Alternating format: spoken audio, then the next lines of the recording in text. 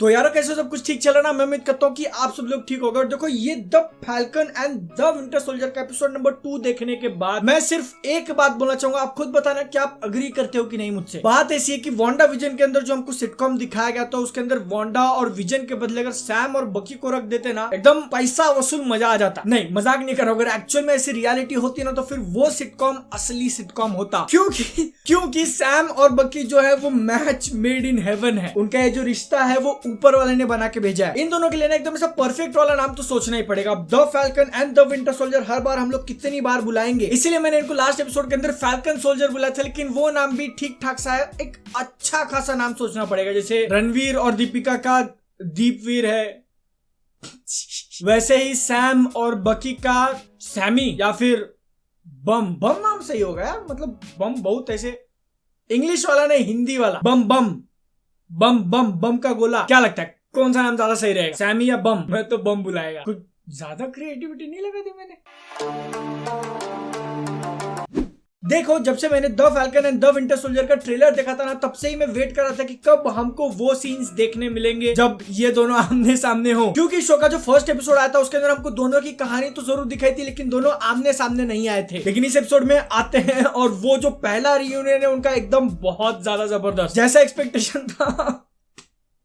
इन दोनों एक्टर्स के बीच की केमिस्ट्री तो बहुत ही ज्यादा लाजवाब है, लेकिन उनके लिए जो डायलॉग्स लिखे गए ना वो भी प्योर गोल्ड है। जैसे कि जब सैम बकी को पूछता है कि तू गैंडोल्फ को कैसे जानता है, तो बकी का सैवेज रिप्लाई मैंने हॉबिट 1937 में रीड की थी जब वो आई थी और तू पैदा भी नहीं हुआ था। ये पैदा होने वाला मैंने एक्स्ट्रा डाल दी, ठीक है, वो ऐसा डायलॉग नहीं था। अभी शो के लिए जो हिंदी डब किया गया उसकी क्वालिटी कैसी है मुझे पता नहीं, लेकिन मैं रेकमेंड करूंगा कि आप इसको इंग्लिश में ही देखो अगर चलता है तो। क्योंकि बाद में फिर से बोल रहा हूँ कि दोनों के बीच की जो केमिस्ट्री है ना वो एक्चुअल में असली माल है शो का। और ये चीज डब में कितनी ज्यादा ट्रांसलेट होगी इसका रिस्क लेना नहीं है। English preferable. और मतलब इस वीडियो के स्टार्टिंग में मैंने वो सिटकॉम वाली बात क्यों बोली इन दोनों को लेके, क्योंकि एक्चुअल में ये जो the Falcon and the Winter soldier के दोनों एपिसोड आए हैं, पहला वाला ठीक ठाक फनी था, दूसरा वाला तो बहुत ही ज्यादा। वांडा विजन जो कि स्टार्टिंग में एक सिटकॉम को रेप्लिकेट करने की कोशिश कर रहा था, उस पूरे सीजन से ज्यादा फनी ये इकलौता एपिसोड था। क्योंकि अपने बम सैमी भाइयों के बीच में जो एटीट्यूड है, जो टेंशन बना रहता है ऐसे फ्रेंडली वाला, मजा आ गया यार एकदम। सच में मजाक नहीं करो। और एपिसोड के अंदर जब वो थेरेपी वाला सीन आया, थेरेपी करने के लिए दोनों आमने सामने बैठे हुए, वो सीन देखते वक्त तो मैं अपनी हंसी कंट्रोल नहीं कर पा रहा था, इतना ज्यादा जबरदस्त। सब लोग मेरे साथ मिलकर बोलो कि वी वांट बम वाला सिटकॉम। कल हम लोगों ने स्नाइडरवर्स के लिए कैंपेन किया था, आज इसका भी कैंपेन हो जाना चाहिए, क्यों नहीं। और सिर्फ ये जो अपने बम भाई साहब है दोनों के बीच में सिर्फ कॉमेडी हंसाने के लिए डाल दिया है ऐसा नहीं। जो भी इनके कॉन्वर्सेशंस होते हैं, जो भी डायलॉग्स होते हैं, उनके नीचे एक बहुत ज्यादा सीरियस माहौल जरूर होता है, जिसकी वजह से उनके कॉमेडी सीन्स के अंदर और इस पूरे शो का, इस एपिसोड का इंपैक्ट बढ़ जाता है। अगर आप लोगों को ये बात नहीं पता तो फिर ये शो सिर्फ 6 एपिसोड के लिए आया है, जिसमें से सेकंड एपिसोड जो हमने देखा आज उसके अंदर भी एक्शन था। और ये जो एक्शन है वो पहले वाले एपिसोड के लेवल का नहीं था। इस वाले एक्शन सीक्वेंस के पीछे जो प्लानिंग थी उसके अंदर जरूर थोड़ी बहुत कमी सामने निकल के आई, और जो वीएफएक्स था इसके लिए उसकी क्वालिटी थोड़ा बहुत कम है ऐसा जरूर नोटिस हुआ। जिसके बारे में बात करने के लिए अब हम लोग स्पॉइलर वाले टेरिटरी में जाएंगे, जिसमें से सबसे पहली बात कैप्टन अमेरिका। फर्स्ट एपिसोड के एंड में जो इतना बड़ा रिवील किया था सबको शॉक लगा था कि भाई ये कौन आ गया। उसी के हिसाब से सेकंड एपिसोड की शुरुआत हुई और हमको स्टार्टिंग में दिखाया जाता कि वो एक्चुअल में खुद अंदर से एक जेन्युइन पर्सन तो जरूर लग रहा है। नहीं, इसके बकी और सैम के बीच में जो बातें हुई, जिस तरीके का इनका रिलेशनशिप रहा है, उसको देख के आप लोगों को थोड़ा बहुत ये विलन टाइप या फिर बुरा इंसान जरूर लग सकता है। लेकिन इसके हिसाब से सोचो ना, जैसा एपिसोड के स्टार्ट में दिखाया कि इसने भी बहुत ज्यादा मेहनत की, बहुत ज्यादा ट्रेनिंग की ताकि वो जो शील्ड है उसके वेट को हैंडल कर सके। और मतलब इसने ट्राई जरूर किया था कि सैम और बकी के साथ मिलकर काम करे, लेकिन उन लोगों का भी एटीट्यूड ऐसा था कि कैप्टन अमेरिका हमारा दोस्त था, तू कौन है, तू बीच में से हम तेरे साथ कोऑपरेट नहीं करेंगे। तो फिर वो भाई साहब भी थोड़ा बहुत रफ जरूर लग रहे हैं। यहाँ पे एक बात क्लियर करना जरूरी है कि मैं कैप्टन अमेरिका सबसे फेवरेट सुपर हीरो था मेरा एमसीयू से, और उसके बदले किसी एक रैंडम पर्सन को उन्होंने रिप्लेस कर दिया। ये फैक्ट मुझे पसंद नहीं आया, एंड आई हेट इट। बहुत ज्यादा दुख होता है। लेकिन फिर भी अभी तक जितनी सारी बातें हमको इन नए वाले भाई साहब के बारे में पता चली है, कम से कम ये एक टोटल विलन टाइप या फिर हरामी मानुस तो नहीं है, इतना अंदाजा आ रहा है। मेरे हिसाब से तो डिजर्व नहीं करता कैप्टन अमेरिका, बट स्टिल जब तक है उसके पास तब तक थोड़ी बहुत रिस्पेक्ट दे देते हैं। एंड में बनना तो सैम को ही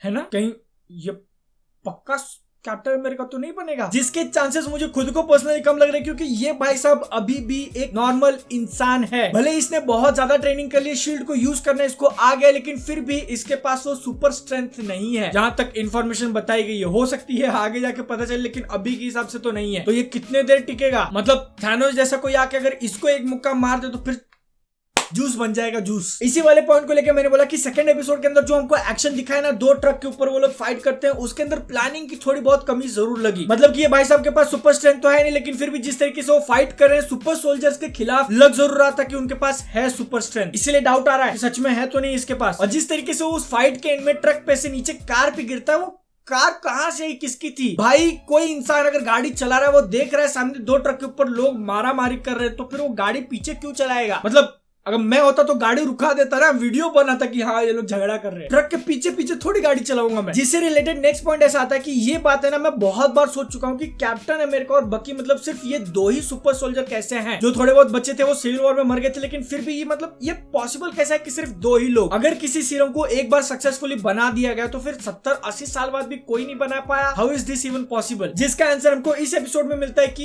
it is not possible. Actual में और भी सुपर सोल्जर्स हैं, जिसमें से एक तो पुराने टाइम पे था जो एक्चुअल में बकी से लड़ा था और उसने बकी को हराया भी था। उस वाले कैरेक्टर को लेकर जो छोटी सी सही लेकिन एक थोड़ी बहुत इमोशनल स्टोरी हमको दिखाई गई ना, वो अच्छा तो लगा। और एक थोड़ा बहुत एक्सप्लेनेशन भी मिलेगा कि क्यों अगर ये सुपर सोल्जर्स हैं तो अभी तक सामने नहीं आए थे। और ये वाला जो उन्होंने एकदम नया एंगल डाला है ना कि बकी को छोड़ के और भी सुपर सोल्जर्स हैं, वो इस शो के लिए तो बहुत सही काम करेगा। क्योंकि देखो एक अच्छी खासी एक्शन वाली स्टोरी के लिए ना हीरो और विलन के बीच में बैलेंस जरूर बना रहना चाहिए, वरना सिर्फ ऐसा नहीं कि हीरो बहुत ज्यादा स्ट्रॉन्ग है और विलन बहुत ज्यादा वीक। Perfectly balanced.